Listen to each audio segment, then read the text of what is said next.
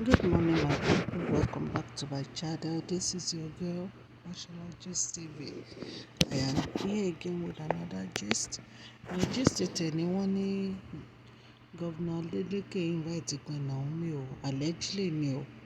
Wọ́n náà invite wọn nítorí ọ̀rọ̀ kabiyesi àti àwòkọ́.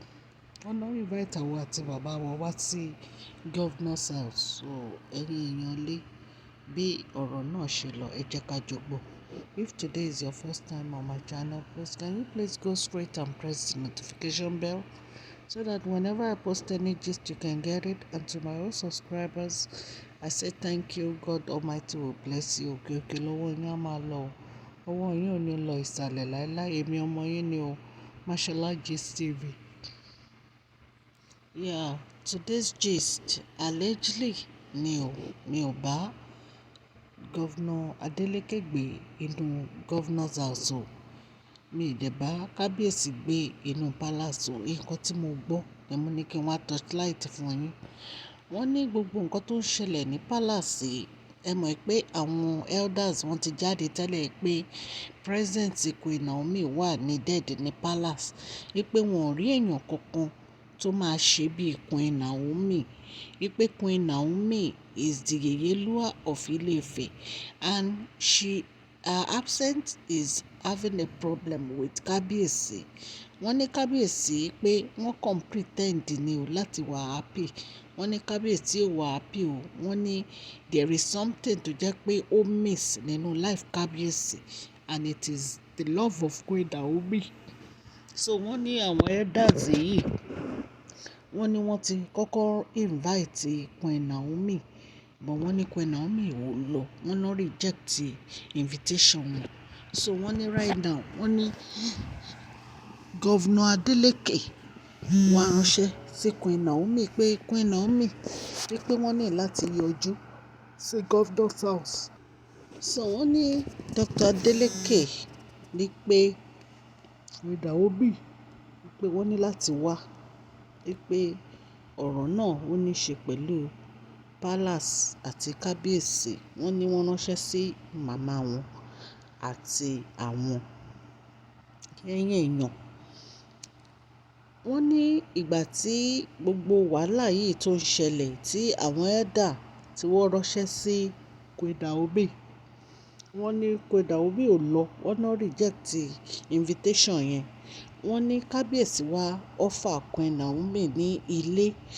Ṣé ẹ mọ̀ pé mo sọ gist yẹn? Ilé tó wà ní Canada. Wípé kí kábíyèsí àti ọmọ wọn Tadé ní káwọ́ pé kí wọ́n máa lọ síbẹ̀. Wípé every 3 months àwọn máa wá bá wọn. Wọ́n ní Queen Naomi ní rárá àwọn ò ní lọ. Ẹ̀yin èèyàn lé, ó yẹ kẹ́yin gan mọ̀ pé kò sí irú èèyàn bíi Naomi, bíi Queen Naomi, kò sí. Ẹ wo gbogbo ìyàwó tí kábíyèsí ń fẹ́ látorí Mariam, Ashley, Tóbi, Tèmítọ́pẹ́, Olórí Rónkẹ́, Elizabeth. Kábíyèsí ò rí happiness. Kábíyèsí, ẹ rántí fídíò kan tí mo ṣe tí bàbá wọn tán lọ jẹ́wọ́ fún bàbá wọn pé gbogbo àwọn obìnrin àwọn ò love wọn, àwọn kàn ń fẹ́ wọn ni. Kò sí bó ṣe lè ṣẹlẹ̀. Mo ti ṣe fídíò kan náà rí tí mo ní obìnrin kan fún ọkùnrin kan ni. Ọlọ́run ò yọ ìyà méje lára ọkùnrin láti fi dá obìnrin méje fún. Ìhà kan péré lọ́lọ́run yọ lára ọkùnrin láti fi dá obìnrin fún. So ìhà tí kábíyèsí tọ́lọ́run yọ òun ni Queen Naomi. Kò sí ẹni náà lè fẹ́ tán lè wà happy. Kò possible. Wọ́n lè wà happy. Nǹkan tí wọ́n ní kábíyèsí sọ nìyẹn. Mo ti sọ fún yín pé nǹkan tí mo gbọ́ ni mò ń sọ, allege ni o. Mi ò bá kábíyèsí gbé inú palace o, but tá a bá gbọ́ gist a máa torchlight ẹ̀. So ẹ̀yin èèyàn lé, bí ọ̀rọ̀ náà ṣe jẹ́ nìyẹn o. Queen Naomi can never be replaced. Kábíyèsí try but wọ́n rí pé àwọn kan ń pretend ni, ó better káwọn sit straight, but the damage has been done. Bí wọ́n ṣe wá máa control damage yìí, òun náà ni gọ́vnà wa, bàbá wa gọ́vnà Adeleke pè wọ́n sí pípé kọ́ wá láti fi mọ ìgbésẹ̀ tó máa gbé so that Queen Naomi á fi return back to the palace. But àwa mọ̀ bóyá Queen Naomi máa gbà o àbí wọn ò ní gbà o. Nǹkan tá a gbọ́ ta ní ká mú wá fún yín ni, àmọ́ bóyá wọ́n máa gbà bí wọn ò ní gbà. So tá a bá tún gbọ́ any update, a máa jẹ́ kẹ́ ẹ mọ̀.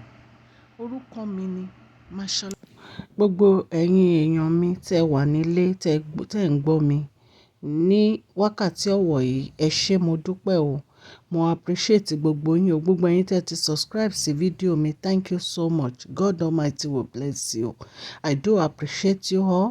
Gbogbo ẹ̀yin tẹ́ ti subscribe, please subscribe, share and like. God Almighty will bless you too. Mo dúpẹ́ lọ́wọ́ gbogbo yín o. Gbogbo etí tó wá ń gbọ́ mi ní wákàtí ọ̀wọ̀ yìí, etí tẹ́ fi ń gbọ́ mi ò ní di o. Ọwọ́ tẹ́ fi ń tẹ subscribe, like, tẹ́ fi ń share fídíò mi, ọwọ́ yín ò ní kàn sálẹ̀ àpò. Òkè òkè lọ́la yín á máa lọ ní àṣẹ Ọlọ́run ọba. Mo dúpẹ́ púpọ̀ lọ́wọ́ gbogbo yín o.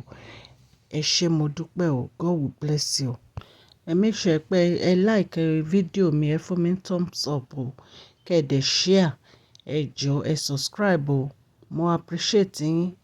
Thank you so much. God will bless you.